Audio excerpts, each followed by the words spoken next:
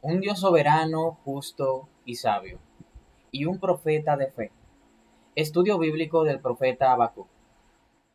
Antes de entrar en el libro, vamos a dar lo que es un repaso histórico.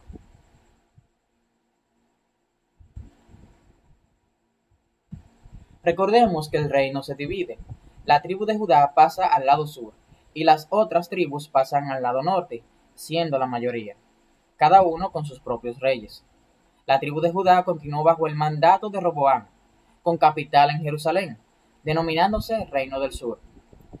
Todos los reyes, tanto de Israel como los de Judá, siguieron la mala conducta de Salomón, y el mal ejemplo que daban los reyes arrastraba al pueblo por el camino de la infidelidad a Dios.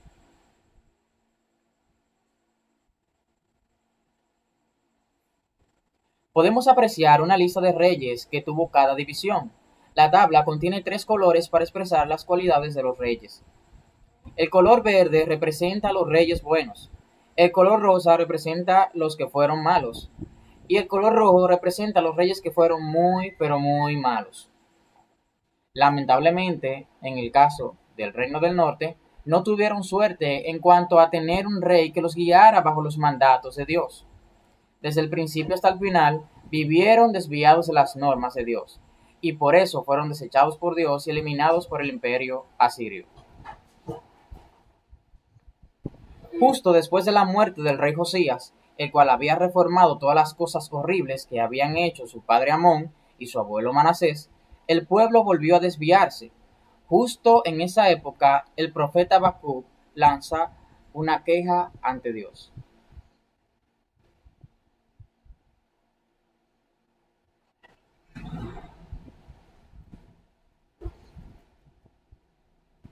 La palabra de Dios nos dice en el libro de Romanos capítulo 15, verso 4, porque todo lo que fue escrito en tiempos pasados para nuestra enseñanza se escribió, a fin de que por medio de la paciencia y del consuelo de las escrituras tengamos esperanza.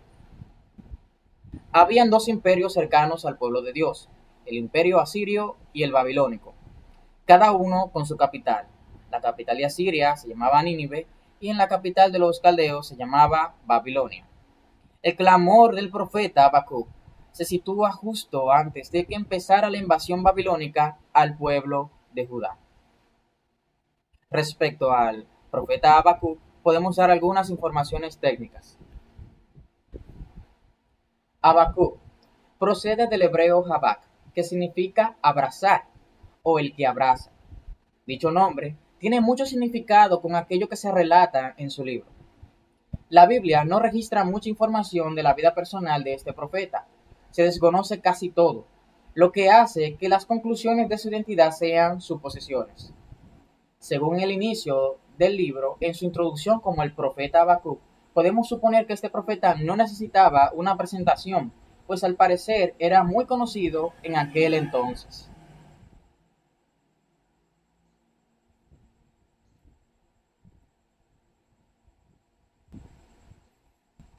Ya habiendo repasado el contexto histórico, sabemos que la época en que se encuentra Habacuc no es muy linda.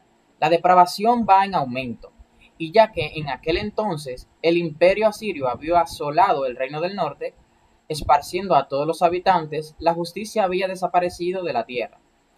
La violencia y la impiedad se encontraban por todos lados, existiendo sin freno.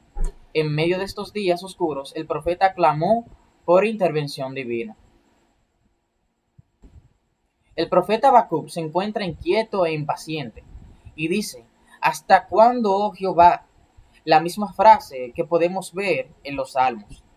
Muestra la sinceridad de un hombre que sufre y que no está intentando ocultar ni disfrazar nada, pues él sabe que Dios ve su corazón.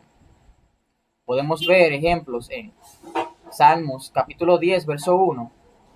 ¿Por qué, oh Dios, oh Señor, te mantienes alejado y te escondes en tiempos de tribulación?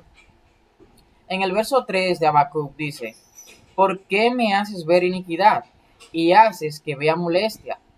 Destrucción y violencia están delante de mí, y pleito y contienda se levantan, por lo cual la ley es debilitada y el juicio no sale según la verdad, por cuanto el impío asedia al justo.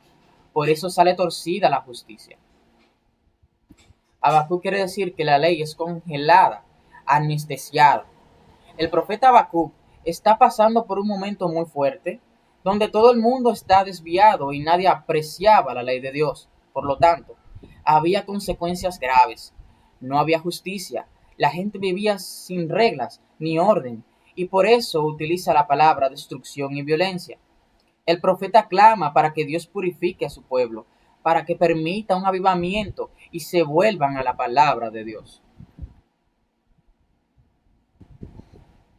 Dios responde a la queja de Habacuc en el verso 5 al 11. Dios está consciente de la depravación de su pueblo. Dios está levantando a los caldeos, una nación conocida por ser salvajes y atroces, un pueblo sanguinario y malvado.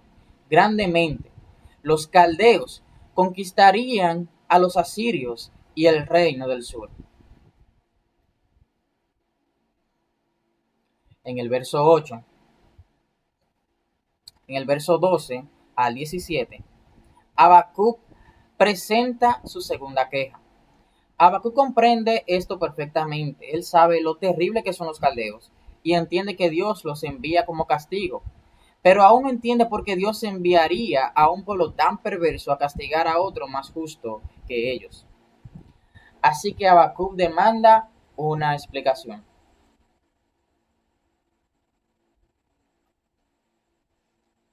Dios revela a Habacuc una visión referente a la caída del imperio babilónico y describe cómo todos los malvados son confiados en ellos mismos, orgullosos, a diferencia de los justos que viven por la fidelidad a Dios.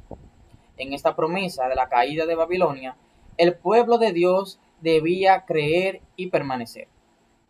Otro punto importante a resaltar es que Dios puede usar una nación corrupta, pero no significa que Él acepte y respalde todas las cosas que ellos hacen. Dios hace responsable a todas las naciones delante de su justicia. Podemos tomar un ejemplo en Salmo 51, verso 4, cuando David declara: contra ti solo he pecado, y he hecho lo malo delante de tus ojos, para que seas reconocido justo en tu palabra y tenido por puro en tus juicios. Un verso a resaltar de esto dice: mira los orgullosos, confían en sí mismos y sus vidas están torcidas, pero el justo vivirá por su fidelidad a Dios. Dios toma como ejemplo a los caldeos y aplica 5 ayes. Estos ayes no solo son prácticas de Babilonia, también en nuestra actualidad hay personas que llevan estas prácticas de un modo más sutil. Ay del que multiplicó lo que no era suyo, ¿hasta cuándo había de acumular sobre sí prenda tras prenda? Ay del que codicia injusta ganancia para su casa, y para qué, para poner en alto su nido, para escaparse del poder del mal.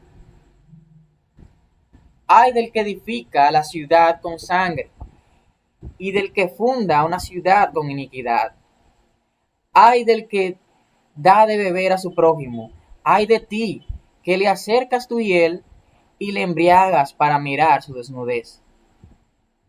Ay del que dice al palo: despiértate, y a la piedra muda: levántate. ¿Podrá él enseñar? He aquí está cubierto de oro y plata, y no hay espíritu dentro de él. En nuestros días, el alcohol, las drogas y el sexo siguen moviendo las grandes potencias mundiales. Y como en los días del profeta Habacuc, la corrupción y la depravación van en aumento. O sea, vivimos en una Babilonia.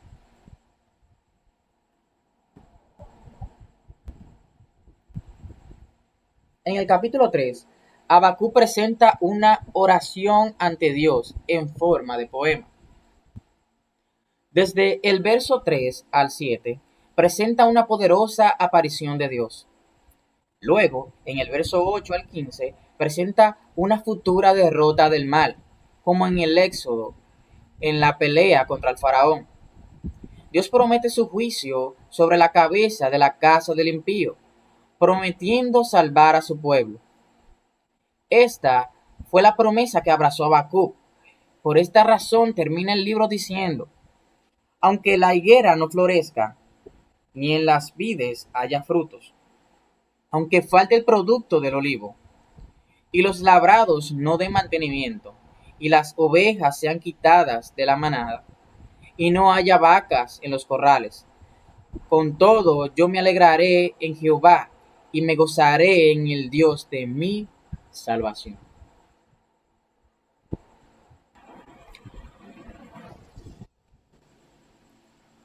Una de las grandes enseñanzas que nos deja Habacuc es en abrazar las promesas de Dios.